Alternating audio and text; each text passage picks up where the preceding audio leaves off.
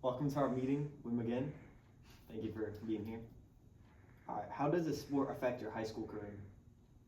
I mean, I know how it affected my high school career, which I'll speak briefly on, and then I will give my observations of what I see as a teacher. For me, it was the driving passion that got me through high school. I wanted to be a very good athlete, and I worked my butt off to do it, but that meant that school could not get in the way of what I wanted to do. That meant I had to keep my grades up. So what I see here at school, kids that are involved in sports seem to be more vigilant with their time schedule. They have a better handle on time management because they have irons in the fire, irons that will move them to the next level.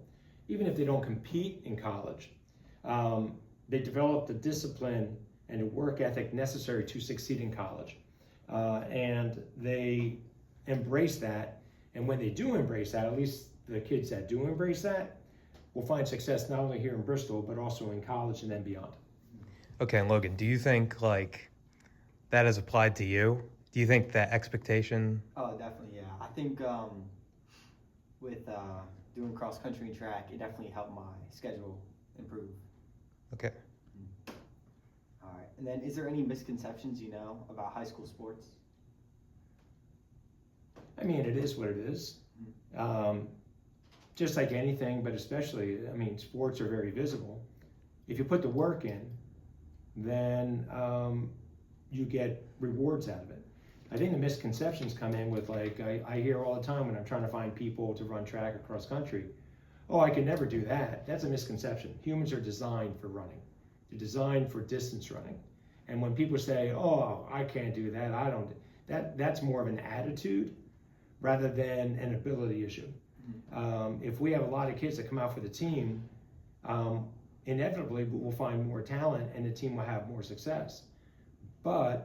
And I refer to Mr. Michael Pastor, and Michael came out for the team after me badgering, but even though he wasn't going to win the BAL championships, he put his heart and soul out there and he kept working, and he ended up chopping almost 8 minutes off his PR from the prior year.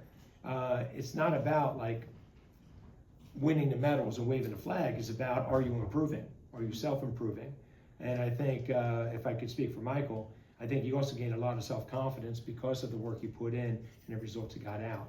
But the misconception is, I can't do that, when all you gotta do is try. So, and for me, it's like, it's a half-hearted, I can't do that when you don't try. And I think kids, especially kids that are on the borderline with failing and were failing, if they were involved in the sport, they would be more likely to be paying attention to their grades and less likely to fail. I think that's true. You know, you use me as an example, and I think I went in with the mindset of, well, I don't really know if I can do it. But then I just tried it, and that happened. All right, and then one more question for you. What do people usually expect to get out of high school sports? It depends on the kid, and sometimes it depends on the parents. I mean, where I live, I get a lot of parents that invest a lot of money in their kids' sports development. I guess to give them the fullest opportunity, if they did have a talent, to be able to compete at higher levels. But here at Bristol, I think the expectation is, like, at least coming from someone who's coached track and cross country, it's the experience of being on a team, it's the experience of improvement. It's the experience of collective improvement. And so when we made states as a team, that was a huge benefit for those guys that made that team, that made that trip out to Hershey, because they weren't going to make it on their own, most likely, but they were able to compete at states, which opened expectations for them and the possibility and pathways to success for them. So I don't know if that quite answers the question. Restate the question again. What do students expect to get out of high school sports? Yeah, but some students will expect to, like, for instance, going back to my own experience, I expected to run in college. I chose a college based on athletics because I wanted more than anything else to be a professional athlete or a national class athlete. So I went to St. Joe's, not because of their wonderful academic tradition, but because they were down the road from Villanova where my coach went, and they had a competitive track and cross country program. So for me, it was to get to the next level athletically. And then it happened to stumble into a very excellent education when I was at St. Joe's, where I actually learned how to think. So which paid much more dividends down the road. Although the expectation also for me was that the work ethic carried through, and it does carry through even to today. All right, well, thank you. That's all the questions we have. You're welcome. We're interviewing Mr. Braun here. All right, so what is the biggest changes between 8th grade and 9th grade? I'd say, one, you're leaving the little cocoon that is the middle school where all your classes are together. You're spread out throughout the whole building. You're around the bigger kids. Like the middle school, you're, top dog when you're in 8th grade. Now you're in 9th grade and you're, the small fish. Maybe your teachers don't chase you down for grades. Oh, you missed this assignment. That's out of the way. Like they don't do that for you. So I think more accountability as far as your schooling. Okay. What else we got? And then what did you expect me and Mike to turn out in after? I thought you guys were gonna do fine. Like I knew there would be some honor roll. I knew there would be you guys would be fine. Like I had no concerns. You guys are gonna grow up to be normal, functional people. So I was not worried about you guys at all. And then what about Bryce? Bryce, the same thing. Like I don't know he was supposed to be here. The stealing of the mouse and selling it on eBay was a little strange. I'm pretty sure but- Cameron stole that, and then Bryce just sold it. Oh, okay. So Yeah. yeah. So I mean, maybe he's gonna be in business or used car sales. Who knows? That's But- true. But anyway, Yeah. anything else? All right, that's it. Thank you All for right, your time. you're welcome. All right. Hello, I'm Bryce Fairweather. Nice to meet This is Jacob Perez, testificate for Jacob Perez, and I just had a few questions for you about AP and advanced placement classes. I'm all So- ears. Yes. So what do you think AP would be like? I mean, I expected them to be tricky, and they were. I mean, I was struggling with AP Calc.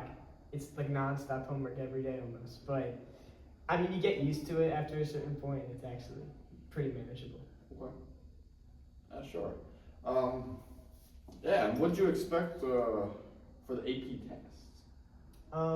So far I've only taken one AP test, and that was for AP European History. And that test, it was 4 hours almost. But I mean, I think I got a 3 in the end, so it was a little harder than I expected. I think I could have studied more, so it's a big regret. And what was the highest grade you could have gotten for that? It's from 1 to 5. So 1 to 5. Okay. A 3 is pretty good then, you could say. I mean, I got a 4, so. Yeah. Oh. Yeah. Certainly. And how do you think it really went for you?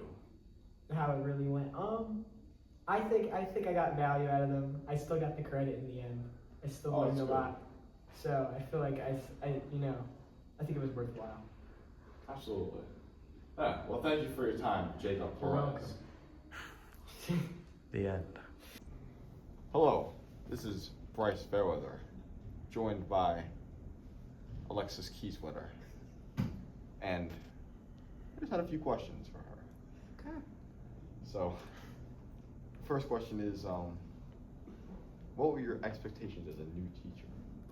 I think my expectations as a new teacher were going to be a lot of lesson planning, a lot of the background information, a lot of all the rules and regulations that come with teaching. I thought I was going to be spending a lot of time putting in lessons, critiquing myself, and